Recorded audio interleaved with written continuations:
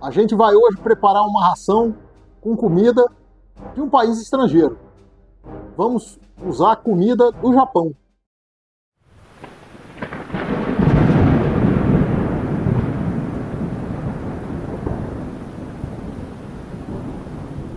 A título de história, a título de conhecimento, em 1923 houve um terremoto muito grande em Tóquio que não só matou muitas pessoas, mas praticamente incendiou toda a cidade. Foi uma tragédia imensa, uma das grandes tragédias que atingiram o Japão, que é um país que sempre está às voltas com terremotos, vulcões, tsunamis, etc. E lá eles têm essa preocupação.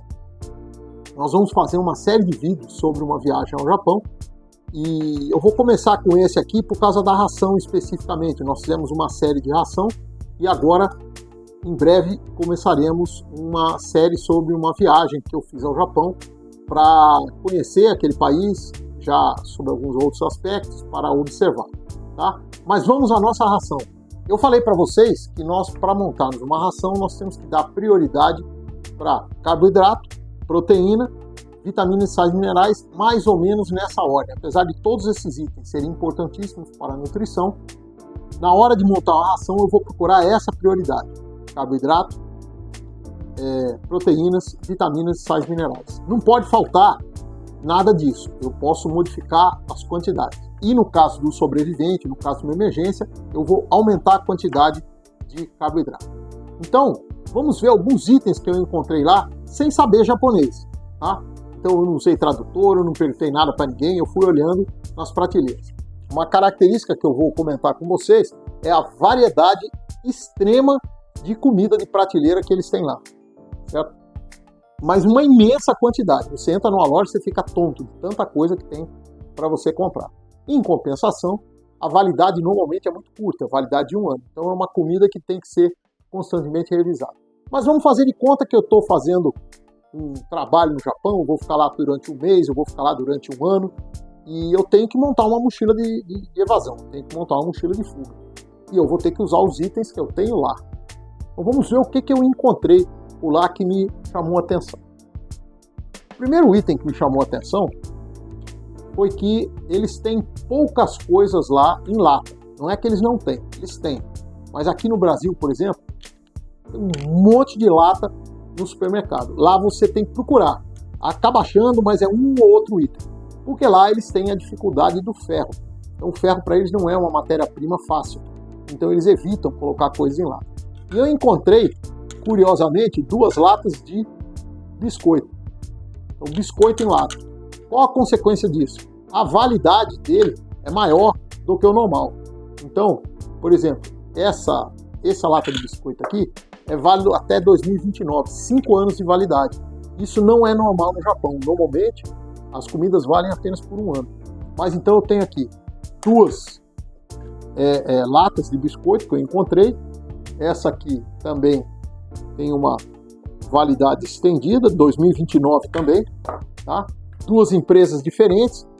Juro que não dá para entender absolutamente nada do que está escrito aqui, a não ser a parte em inglês, mas está aqui. Então, 2 latinhas de biscoito. Mas eu encontro também o biscoito em pacotinho, tá? O que vai acontecer? Quando eu fui procurar aqui a validade, essa validade é de 1 ano. Então, nós já fizemos um vídeo aqui no canal falando sobre embalagem, e aqui é a típica situação em que a embalagem é que dá a validade. Uma embalagem melhor, validade maior, tá? Obviamente, o preço desse biscoito em lata é maior do que o biscoito em pacotinho, ok? Isso é para quê? Isso é para um lanche, para um café da manhã, ou para quando você está andando o dia inteiro e precisa ficar o tempo todo mastigando, você vai utilizar isso daí. Vamos ver as comidas outras que eu achei. Barra de proteína. Então, eu procurei, tem aqui em inglês, falando barra de proteína. Tem muita coisa escrita em japonês, mas tem letras pequenininhas aqui, barra de proteína. Então, barra de proteína, tá aqui, é uma coisa que é importante a gente ter como complemento da nossa alimentação. Ótimo também para lanche. Então, ó, por enquanto, nós estamos na área dos lanches aqui. Isso aqui é como se fosse um suco, tá? Ou uma geleia, certo? feita de cenoura, laranja e goiaba. Isso aqui, ele diz aqui o quantitativo de calorias, mas basicamente vai suprir a minha necessidade de frutas, certo? Ou seja, vitaminas e sais minerais. Então um saquinho desse aqui por dia vai suprir a nossa necessidade aí de vitaminas e sais minerais por dia. Então é um líquidozinho bacana também para se ter. Essa aqui é um ensopado de legumes, tá? Então um ensopado de legumes, ele não tem proteína, tá? É só legumes mesmo, mas ele me fornece mais 64 quilocalorias. Você vê que tem a informação ali em cima da embalagem. Então é um ensopado de legumes. Já começa a aparecer algumas comidas que vão compor as minhas refeições principais. Esse ensopado de legumes também é fonte de vitaminas e sais minerais. Aqui eu tenho frutas em formato de balas, né? Ou seja, eu vou ter também aqui alguma coisa de sais minerais, mas eu começo a introduzir aqui a glicose, ou seja, eu começo a introduzir carboidrato e glicose aqui dentro, açúcares que vão se transformar em energia. Então também interessante para complementar, como por exemplo uma sobremesa. Aqui, arroz. Então simplesmente arroz, pronto aqui, já numa forma meio papa, tipo uma bolinha de arroz ali, e alta fonte de carboidrato, e vai compor, por exemplo, junto com um ensopado de legumes, uma barra de proteína, uma refeição um pouco mais completa, ok? Então eu vou combinar isso. E aqui é uma barra